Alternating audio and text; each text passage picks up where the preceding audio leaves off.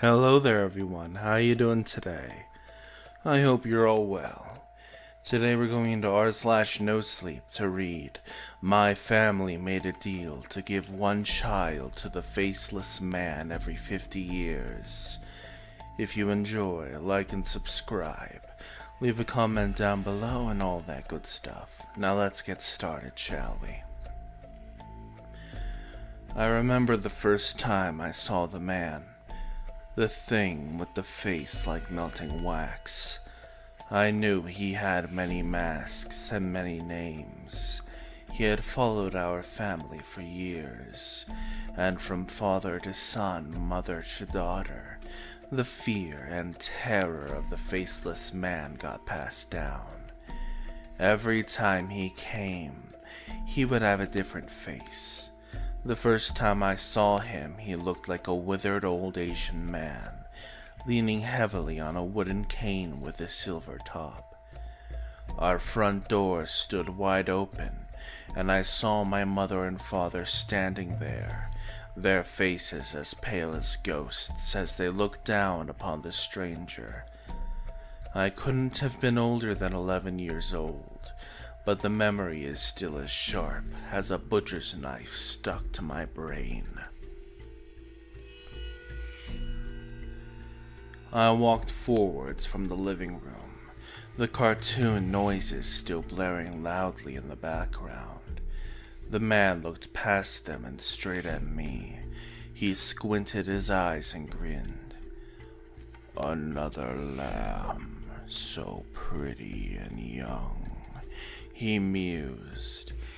"Isn't it a shame when a child is taken so early in life? And yet God kills children every day.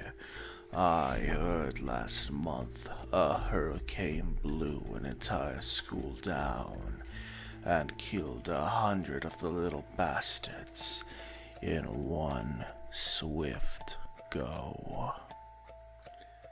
So perhaps God will forgive me for my small sins, my taking of a few here and there to keep my appetite satiated." "Get out of here," my father snarled through gritted teeth. He clenched his fists until the knuckles turned white, looking as if he would strike out at any moment. "Do you know who I am?" the faceless man asked in a whispery voice. Then he began chuckling. It sounded like someone trying to laugh with a slit throat, a harsh, gurgling sound that raised the goosebumps all up and down my body. My father slammed the door shut quickly, locking the deadbolts. I fingered the silver cross my mother had given me nervously. I always did when I was anxious. Feeling it laying there, cold against my skin, helped me bring back to the moment. My father turned to look at us with panic-stricken eyes. I heard light knocking on the door behind him, as the demonic laughter continued to grow louder, until it became all I could hear. Then, without warning, it cut off. When I looked out the peephole in the front door, I saw the front stoop stood empty. "Get my gun," the father said to my mother. She left the room, quietly sobbing as she went. Sunlight from the warm summer sky continued to stream in through the windows. What a beautiful day, I thought to myself. Such a beautiful day, and maybe my last. Then I saw a shadow cross in front of the living room window. I saw someone peeking in with wide, excited eyes. A grin like a skull spread across his old leathered face. As I watched, the face began to drip and contort as it continued to smile. It started slowly around the lips and eyes, and then it began speeding up. Within seconds, I saw the flesh running down his cheeks and chin in rivulets, dripping like flesh-covered wax. Behind the mask he wore, I caught a glimpse of something horrible before new streams of flesh rolled over it from his scalp and forehead. Then the last of the human skin dripped off, and I found myself staring into the face of hell.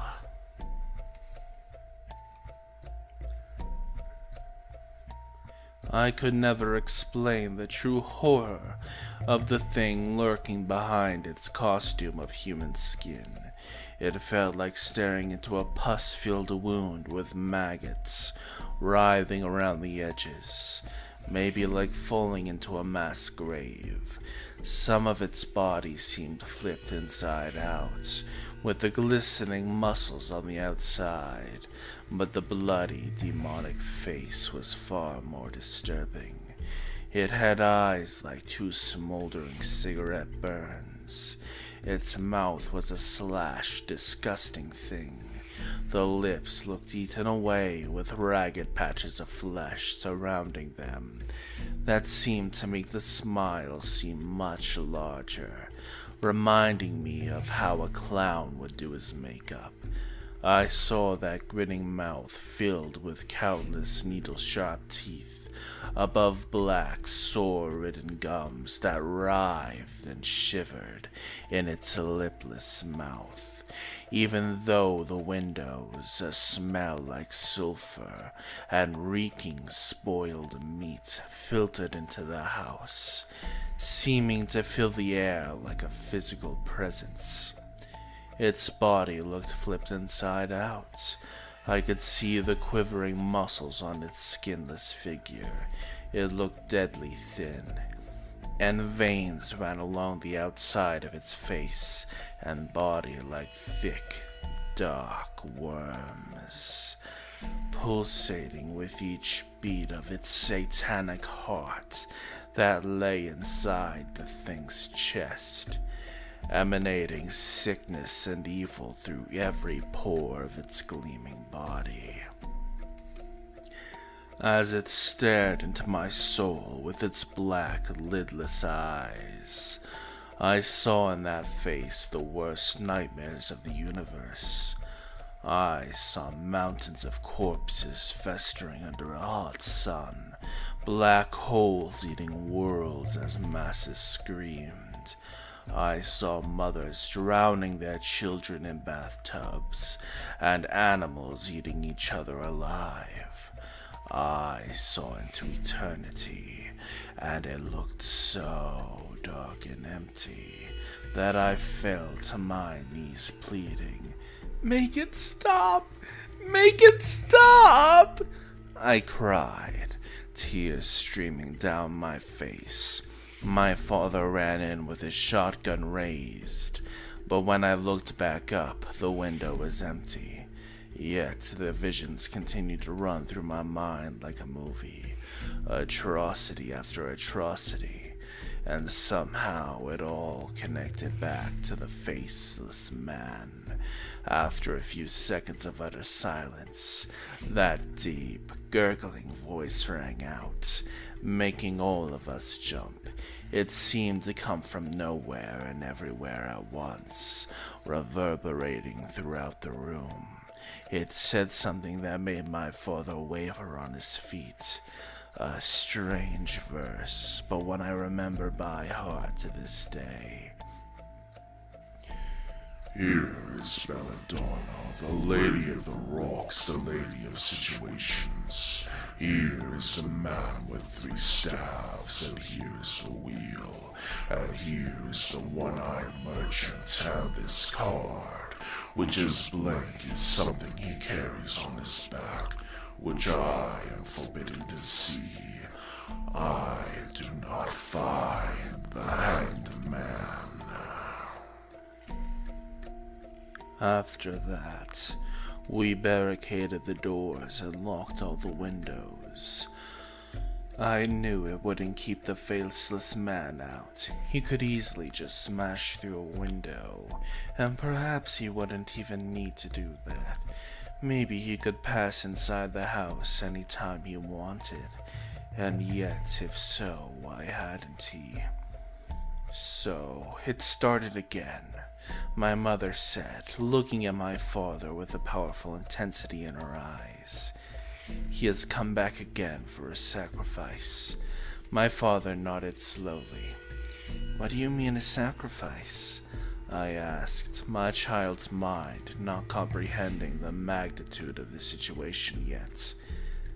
My father hesitated. He eats the soul of people, my father said. He and my great-grandfather drew up a contract a long, long time ago, and ever since our family has had great wealth. You're young, so you don't really understand fully yet. But not everyone lives in mansions like us. Not everyone vacations in Paris and Buenos Aires during summer vacation. Not everyone has a garage full of Porsches and Mercedes. So why don't you just tell him no? I asked in my childish way. We don't need all this money. The left side of my father's face began twitching. He stomped towards me, shouting as tears ran down his face. I don't give a shit about money, he cried. The deal was drawn in blood and cursed from the first day. Do you think I could get him to go away by giving him everything I own? I wouldn't. I would do it in a heartbeat. I would live in a goddamn trailer and eat instant noodles if I had to. But there is no escape. He looked around, as if expecting to see the Faceless Man standing right behind him. He began looking out of the window, seeing nothing but a bright summer's day. We need to go, my mother whispered. Now, let's just take Susan and go. He won't find us if we keep moving. He'll find us, my father said, looking defeated. Tears continued to stream down his face. He looked like a defeated man. He always does, but fuck it, let's go. We'll take the bastard on a run around the world. We took off from the property, and my father told me more about the deal as we flew out of town in an expensive Mercedes, redlining the accelerator. I thought more than once he would crash and kill us all in his frenzy to put distance between us and the Faceless Man. Once every 50 years, my father said. He comes. He has his pick of the litter, as he calls it. He takes one child from our family, and in exchange our wealth is guaranteed for the next 50 years. Even during the Great Depression, our family didn't suffer. Except, of course, the periodic abductions of children. He makes the parents watch as he takes the soul of the child into himself. I don't know what kind of foul magic it involves, but from what I've read in the diaries of my grandfather, it is a very painful ritual that involves skinning the child alive and rubbing their body with special herbs. Then he makes them walk, totally skinned and bleeding to death, until they collapse. And that's when he takes the soul. He sucks it out of their eyes. It looks like thin wisps of light when it finally goes. I shook inwardly in horror. No one would ever allow that to happen to their kid, I said confidently. My father shook his head. You act like as if we had a choice, he said.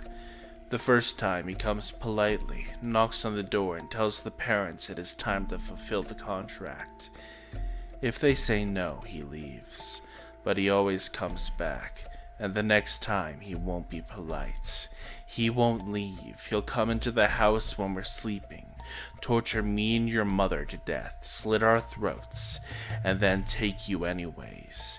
He's tireless. He doesn't age. He doesn't sleep. And as far as I know, he can't die.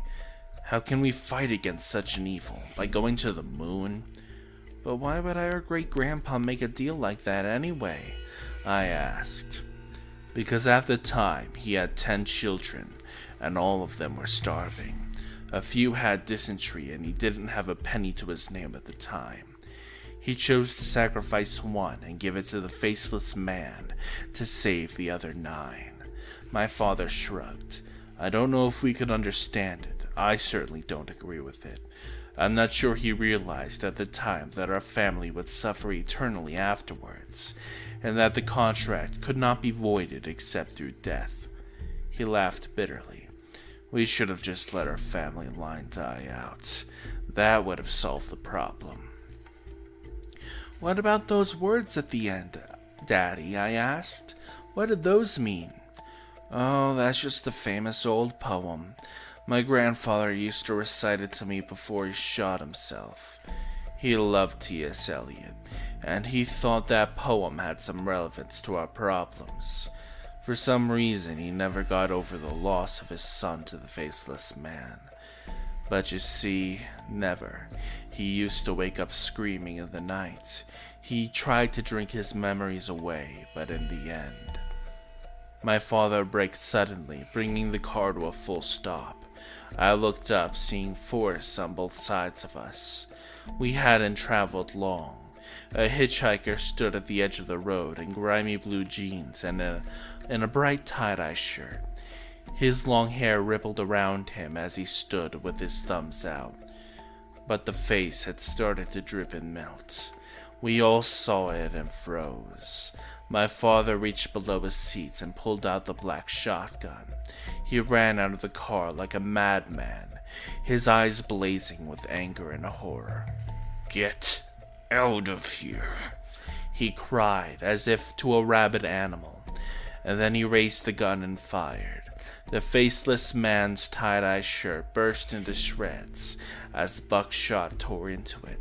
The Faceless Man smiled, raised his hand to us in a wave, and disappeared. The clothes fell limply to the grass below, now totally empty. My father shook his head grimly and turned around to come back to the car. A dark shape zoomed out of the forest, holding a sharp knife. Before my father could turn, he raised it to his throat and pulled. My mother screamed, getting out of the car to go help my father. But he was dead. Even as a child, I knew it.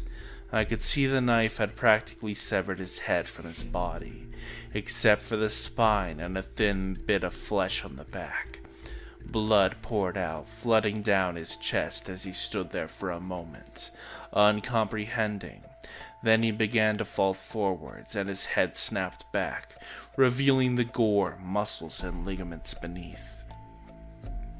I watched as my mother ran to his side, panic-stricken. The Faceless Man looked on with glee, laughing and shrieking. His black eyes blazed with an inner light as he looked towards me and grinned, showing the 100 needle-sharp teeth behind that suppurating sore of a mouth.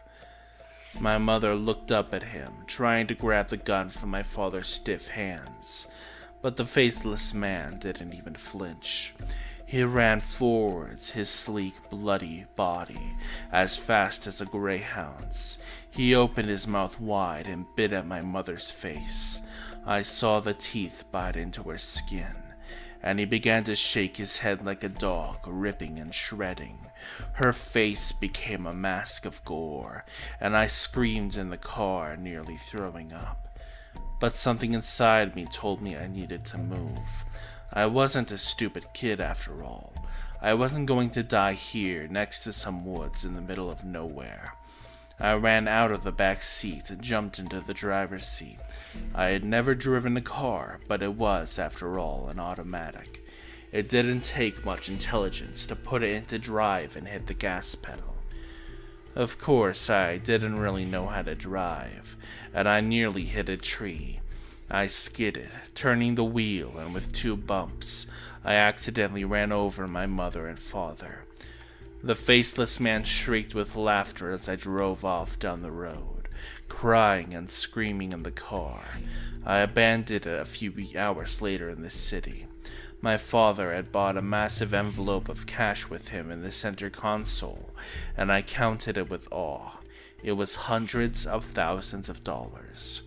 I went on the run soon after, moving across the country and living on the money I found. It was 4 years later when I went to a carnival, bored, and decided to have my future read. I hadn't seen the Faceless Man in years, and I figured I'd lost him. If only that were true. The old woman pulled out her tarot deck and began flipping over one by one. She said in a voice that seemed to deepen. I see. Here is the man with 3 staves. Here is the wheel, and here is the one-eyed merchant. I screamed, backing up quickly as the flesh began to drip off her face. And this card, which is blank, is something he carries on his back, which I am forbidden to see. The last of his skin dripped off. The grinning thing beneath rose from the chair. Its sleek, bloody body and black holes of eyes regarded me with glee. Ah, yes, I am forbidden to see, but I have seen it. I've seen it, and look what it's done to me. Susan, look at what it's done. Your mother and father rot in a shallow grave somewhere, picked clean by animals. Now it's just you and me, Susan. We're alone. The card is blank, but it doesn't have to be. Come and see what it holds. He rose into the air, his bloody skeletal feet dangling feet above the ground. Come and see. I pulled the pistol I always carried out of the holster and began firing at point-blank range into the demonic face and black heart of the thing. People began to scream all around me at the carnival. I turned to run out of the tent, but a cold hand gripped my shoulder. Leaving so soon?